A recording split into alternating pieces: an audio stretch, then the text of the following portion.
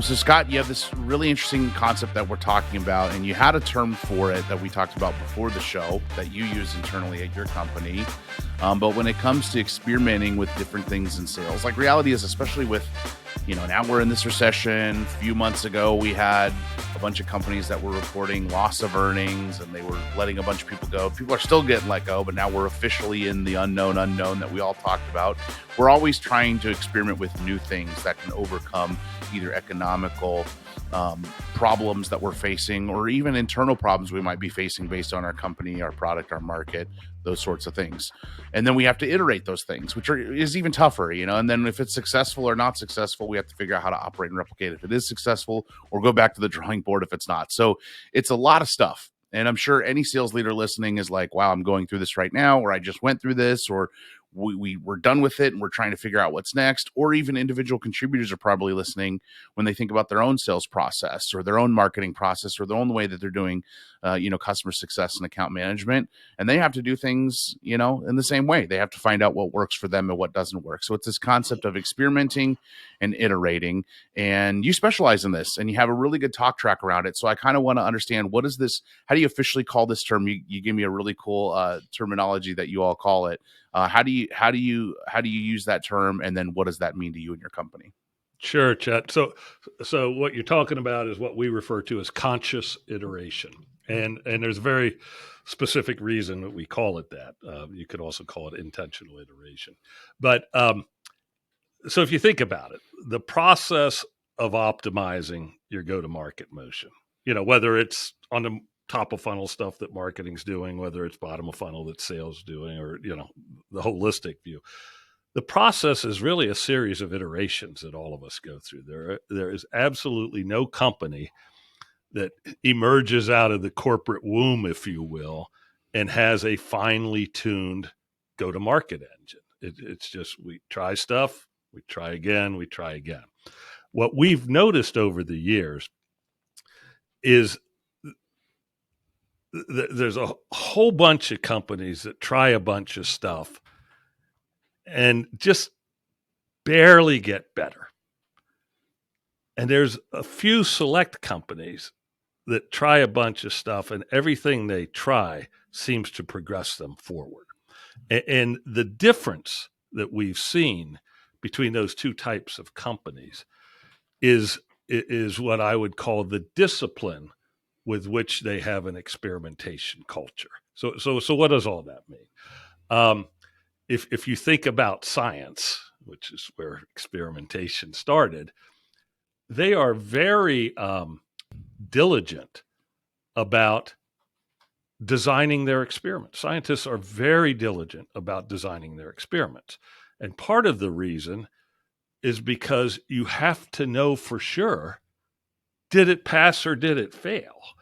And so they have to be very good about, okay, how do we measure things? Is there anything else, are there any control variables that we have to account for that could be making the results more ambiguous than we want them to, right? So, and I'm not going to get into the scientific method, but I think all your listeners can understand that the more energy you put into designing an iteration or an experiment, the more likely you'll be able to know precisely the impact it's having. And the real reason you want to do that is because, more often than not, experiments or initiatives we try really don't move the needle. And so the goal is to quickly find that out, right? So that you can stop, because usually you're spending money on these things. So it's no different than the concept of a new hire sales cohort, right? You want to be very quick at figuring out who's actually not going to ramp. And then you can, assuming that they're not coachable, then you can terminate them more quickly, which saves you a lot of money. Same thing with the concept of iterating and experimenting. You have to be so precise at understanding whether something's working or not, so that you can quickly double down on the things that are, or stop the things that aren't. And what happens in these companies that don't practice this conscious iteration, while they definitely may have a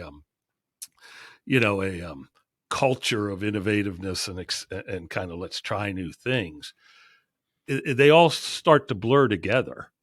And so it's impossible to tell which of these things are actually carrying us forward and which maybe are holding us back. So that's the basic concept, is one which, asks these go-to-market teams and B2B companies to almost think more like a scientist and be very, very disciplined in designing the experiments that you're going to try. Yeah.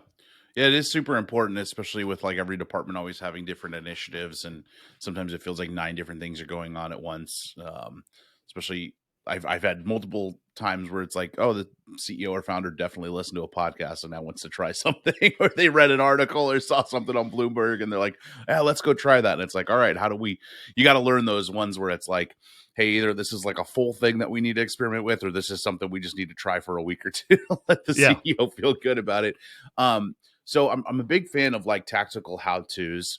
Let's talk about when this experimentation and iteration starts happening, who needs to be involved, and to what level do you like stack and rank opinions and stuff? Like it could be a whole thing, right? It's SDR manager saying one thing, but then the director of sales is bringing their own data to another thing. VP of sales is trying to play mom and dad together between the two kids and figure out what's what, right? So like, who needs to be involved, and to what level do they have to have participation? If I'm a team and I'm like, let's start experimenting and iterating a little bit, how involved do you keep reps at that point? Well, so it really depends what the experiment is. So one of our customers recently, they were getting concerned. Fairly traditional sales motion, right? They get leads and try to get initial meetings with those people that come in, and then hopefully they can convert those initial meetings into opportunities and move them through the pipeline.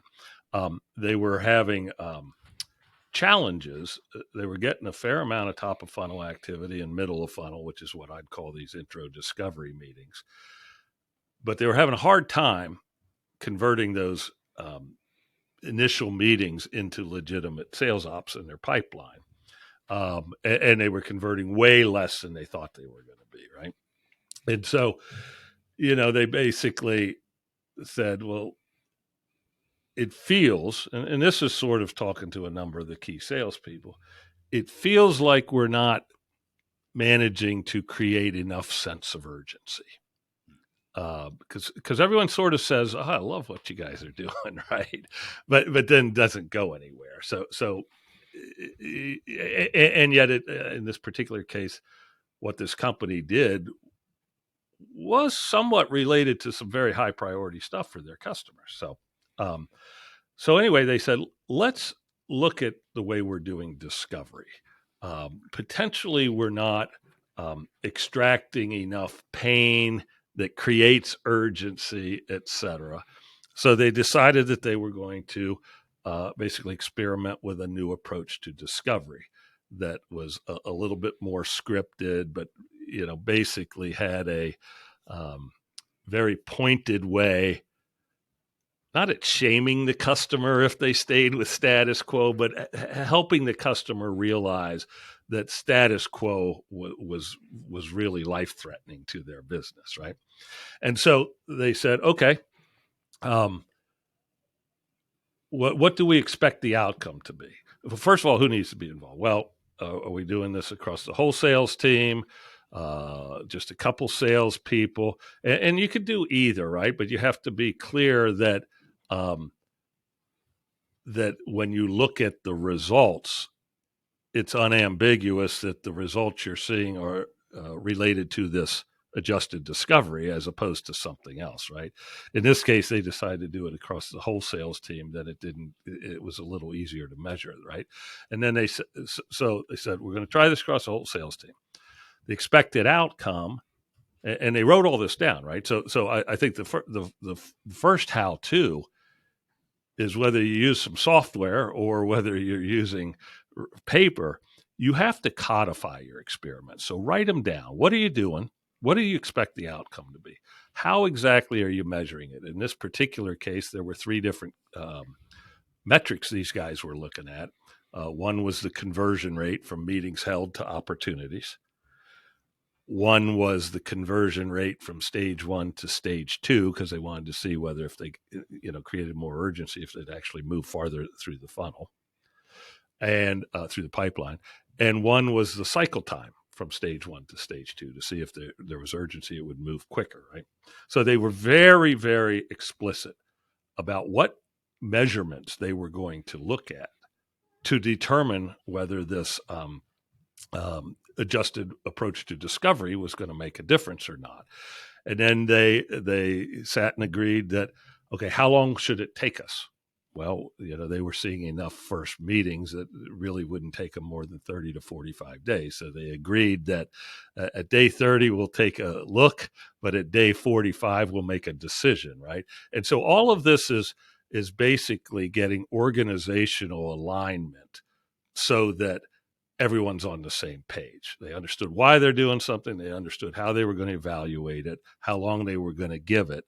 And in this particular case, it turned out that those particular metrics, they actually did dramatically improve. So their experiment proved to be super successful. But, your question was who needs to be involved, et cetera. And it's really, well, who needs to execute on it? So in this case, it was a sales team.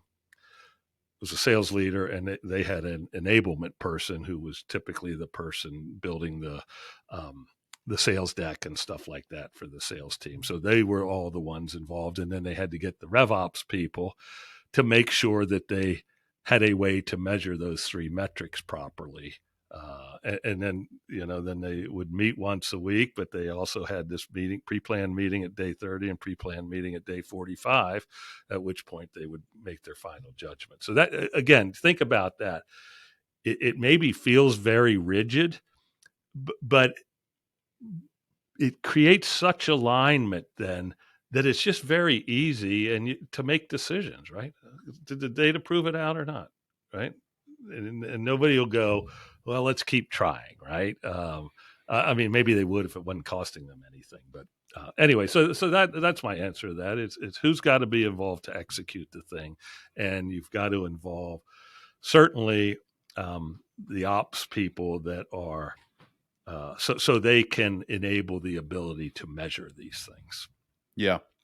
Yeah, I'd completely agree with you there, because anytime I've ever worked with a sales team and there seems to be some sort of problem and they're trying to figure out what to do, whenever you're experimenting and iterating, I always say, like, you need to involve everybody that's affected by this, which you called out. RevOps, right? Sales leaders, salespeople, the people actually doing the job. It really frustrates me when I hear from reps that go, I'm having this problem and they made this change. And I said, where are you on the leaderboard? I'm number 2 every month.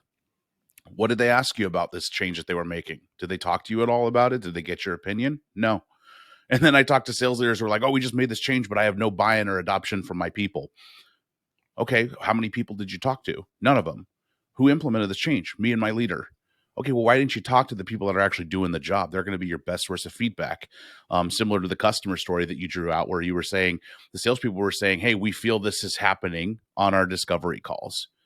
Well, great. That's where we start. Can you imagine if they didn't get that piece of feedback and they're like, maybe it's top of funnel outreach, and they just started working on that? They would have been in the wrong place, right? Yes, so yeah. It's really frustrating when teams don't take the feedback of the people doing the job enough. But I think to really round out your answer, I totally agree. It's anybody that's going to be affected by this experiment.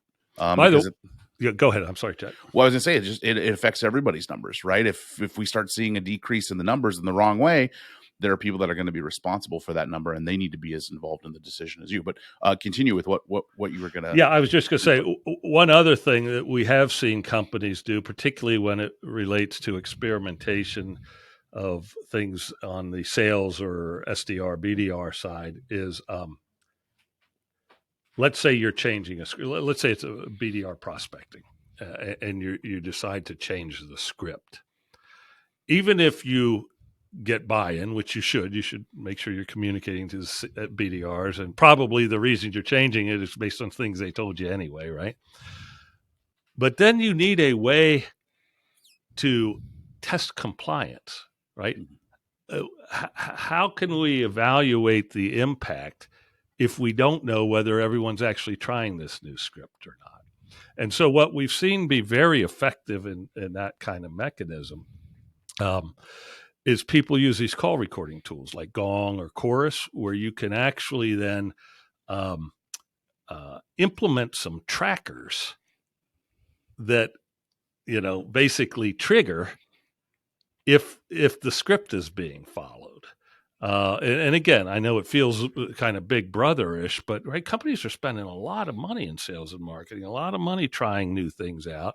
You have to make sure everyone's in it together. And so sometimes you have to build process compliance into the equation, or your experiment will be completely undermined. Yep. I love that you call that out with the call recording tools, because one of the big experimentations that I had to run was just how can I get better engagement post discovery with what I do. And I've been talking to a lot of like AI sales tool companies lately. And what I started doing that I love doing, that actually now a couple people who I know listen to the podcast have told me they started doing with companies that they sell to in tech, is I started taking a screenshot of the sentiment score from prospects post discovery, and I'd say, hey, glad we had this conversation today, yada yada yada. Wanted to let you know this is what my AI tool said on the note taker.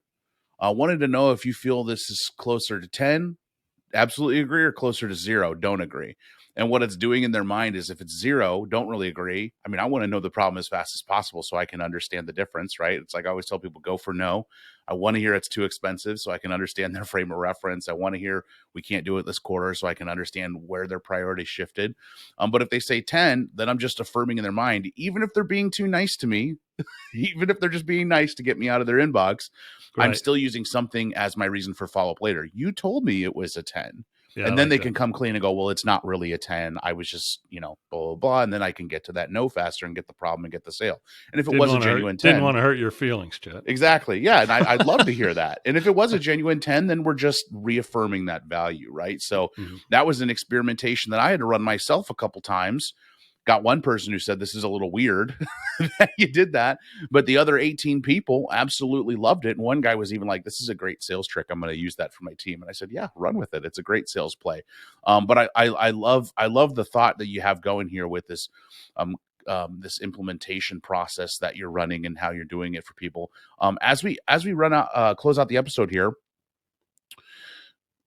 you called out something really interesting. You were talking about being conscientious, and it may sound rigid, but you have to write down on paper and codify this and write down your timelines.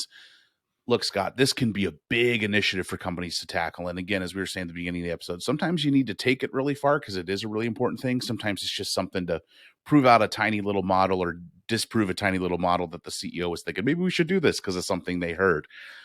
How can companies be faster and more efficient at doing this? What is essentially a gap you see companies do, like in their process when they're trying to experiment and iterate, that usually turns these processes into some long, drawn out thing that doesn't actually provide any results and just becomes a dead project in 2 months? What's the biggest gap you typically Well, see? I think the biggest gap is inability to precisely measure the impact of things they're trying. Right? I mean, that's the whole point of this notion of conscious iteration is you'll design your experiments better so that it is unambiguous at the end. Right? Today, people just are very murky. Let's try this. They don't think about, well, will we actually know whether it's working or not, especially given this other thing that we're doing simultaneously? How will we know which one of these things is actually driving the result, right? So it really doesn't take more time to be conscious about this. It actually shortens the time because it ensures that your experiments are positive and unambiguous, regardless of whether they're pass or fail, right? Like getting quickly, as you said, getting to know quickly, getting quickly to understand that this new thing we're trying is not working. That's great. That's a great thing to do, right? So I think it's not difficult. It's just a little bit more of I don't know, applying a scientific or engineering mentality in a part of the organization, sales and marketing, which isn't, known for that type of thinking, if you will. And I don't say that in a disparaging way at all, right? In the same way you wouldn't necessarily want your engineers out trying to sell and market stuff. But so yeah, I think it's really easy to do. Doesn't have to be some CEO-led initiative. It can start at an individual marketing manager decides that he or she are going to be try this whole notion of being much more disciplined and codify their experiments, et cetera. And the results will start to show. They'll be able to speak a lot more intelligently. Here's what we did. Here's why we did it. Here's what we thought would happen. Here's what did happen, right? Where everyone else, you get them in front of the CEO or the board and you get a lot of humana. So that's one of the biggest benefits of this concept is it eliminates the humana. Yeah. How do you craft your narrative with data if you're not taking the time to experiment and iterate new things and get different data points? Yeah, that's always that's always a fun one. Scott, it's been an absolute pleasure. Let the listeners know how they can get in touch with you. Plug your LinkedIn, plug your company. What do you do? How can people get in touch with you? Sure. Well, company is scaleMatters. You can go to scaleMatters.com as our website. You can email me at scott@scaleMatters.com. And high level, what we do, we serve early and growth stage B2B tech companies. So our smallest customers are 3 to 5 million in annual sales. Our largest customers are 300 million or so in annual sales. And specifically what we're doing is helping them leverage data to become much more efficient at their go-to-market motion. So it's a combination of instrumentation that we are layering into their environment and you could think of it as a purpose-built BI tool that is extraordinarily good at surfacing friction, surfacing inefficiency, surfacing things that aren't working, and often the reason why they're not working, so that it allows people to take very quick and decisive action to basically get more efficient at acquiring revenue. That's awesome. We will put a link to Scott's profile as well as the company's website in the show notes below. You know the deal. Thank you all of our Sales RX listeners and first-time listeners for tuning in. We release new episodes every single Wednesday on wherever it is you get your podcasts. So be sure to tune in, like, follow, subscribe, rate, comment, whatever the hell they're asking you to do on the podcast platforms these days. It seems like it always changes. It used to be just tune in, click the follow button. Now there's a gazillion different things you can do because everybody's competing for one another's attention in the podcasting space. Also, if you're interested in looking at the Sales Doctor further, www.thesalesdocrx.com. Completely rebranded site with all the downloads and resources. You can get our SDR leadership toolkits, our millennial leadership toolkits, SDR activity toolkits, as well as AE sales discovery call checklists and toolkits. It's absolutely free. All you have to do is put in your email address. Of course, you'll get added to our awesome weekly newsletter. And if it's total dog water and you don't want to be on it, you can just click the unsubscribe link after you get the first newsletter. But at least give it one shot. I'm sure you'll enjoy it. Thank you so much for your time today, Scott. We appreciate having you, and we'll catch everybody on the next episode. Thanks, Chet.